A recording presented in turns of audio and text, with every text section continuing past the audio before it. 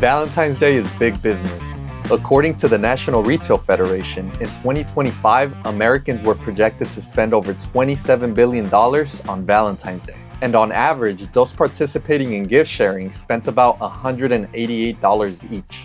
The top 5 winning industries during this holiday are candy, flowers, greeting cards, dining out, and jewelry. Candy being the most common gift, and jewelry being the gift that people spend the most money on. Here's a full breakdown of the revenue that was projected to be generated for each of these industries. The candy industry, including chocolate, was projected to bring in about $2.5 billion.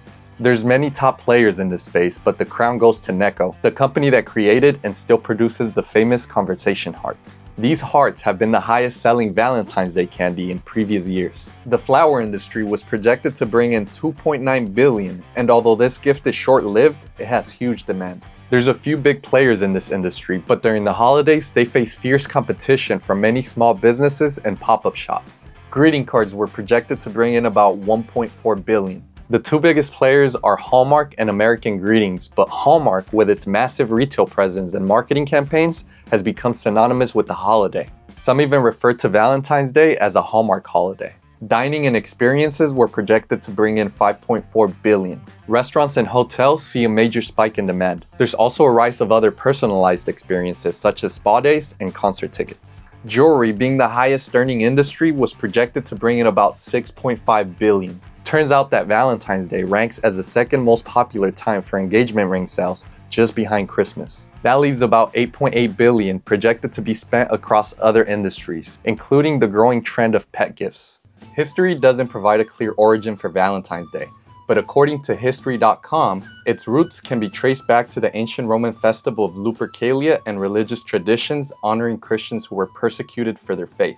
The Lupercalia festival, dating back to ancient Rome in the 3rd century BCE, was held on February 15 to honor Phanes, the god of fertility, and the legendary founders of Rome, Romulus and Remus. This festival was a fertility ritual that involved sacrificing a few goats and a dog. After that part of the ritual, the pagan priests would run through the streets striking crop fields and women with strips of the sacrificial lamb's hide to encourage fertility. Some centuries later, perhaps in an effort to Christianize the pagan festival, Pope Gelasius declared February 14th as St. Valentine's Day. Multiple individuals named Valentine were persecuted for their Christian faith around this time, so it's unclear whether there was one person or several that deserved the credit for the holiday and saint status. However, 2 stories stand out, as they both have elements of what the holiday represents today. One story was that Emperor Claudius II believed that single men made better soldiers, so he outlawed marriage for young men. A priest named Valentine saw this as unjust, and he started to secretly marry people. When his actions were discovered, Claudius ordered his execution.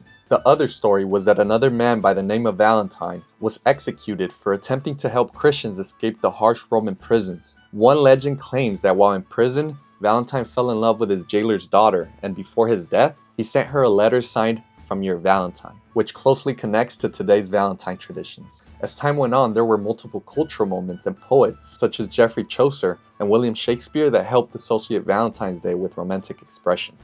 And by the time that America became an independent country, European settlers had brought their Valentine's Day traditions with them. And if there's one thing that the US excels at, it's turning traditions into consumerism.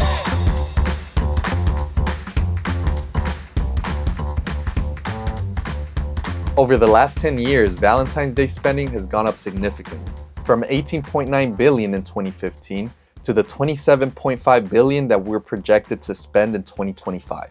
Per person spending has also increased. In 2015, people celebrating Valentine's Day spent about $142 each, compared to the $188 in 2025. 2 main factors responsible for the steep increase in spending are inflation and the rise of e-commerce. So a significant part of the total spending increase is that things are costing more.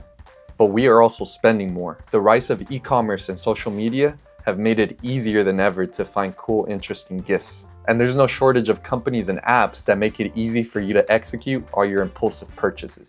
According to a press release from the NRF, online shopping has become the preferred method of buying Valentine's Day gifts. About 38% of Valentine's Day gifts would be bought online, followed by department stores at 34%, discount stores at 29%, and specialty stores including florists at 18%.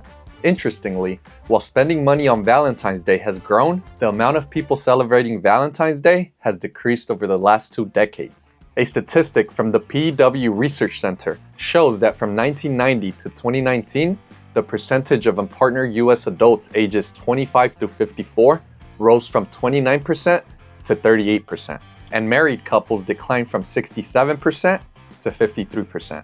And that trend continues to head in the same direction today.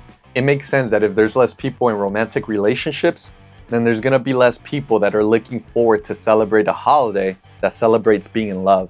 To understand how spending continues to increase while the number of people celebrating continues to go down, we'll look at this chart from the NRF showing stats on who people are spending their money on. This graph shows us percentages of who people are buying gifts for, and there's some overlap, meaning that some are buying gifts for multiple people. The 2 lines at the top of this graph represent the highest percentage of gift recipients. The red line at the top shows gifts for significant others and spouses, and the blue line below it represents gifts for family members. Beneath those 2 lines are several overlapping lines tracking gifts for friends, classmates, teachers, co-workers, pets, and others. In 2025, about 85% of people celebrating Valentine's Day were estimated to buy their significant other or spouse a gift. That's down from 91% in 2015.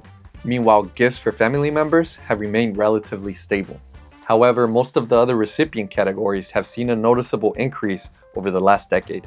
This suggests that while less people are celebrating Valentine's Day traditionally, many are still buying gifts for non-romantic relationships, expanding the holiday beyond just couples. Brands have traditionally targeted couples for Valentine's Day, but overlooking singles would mean missing a major market opportunity. Brands have realized that and started to also target pet owners, singles, and even people in non-traditional relationships. Ideally, businesses want to target the whole market, but targeting couples is still not a bad play, especially if they sell jewelry, because as I mentioned earlier in the video, a lot of people get engaged around this time. Unless they're getting engaged, people often plan less for Valentine's Day than they do for other holidays, waiting until the last minute to buy their gifts and make reservations. This benefits the businesses who take advantage of the holiday's emotional appeal with targeted marketing campaigns, driving a surge in spending for the 2 weeks leading up to February the 14th. Brands also like to capitalize on exclusivity and limited edition products to drive up sales around the holiday.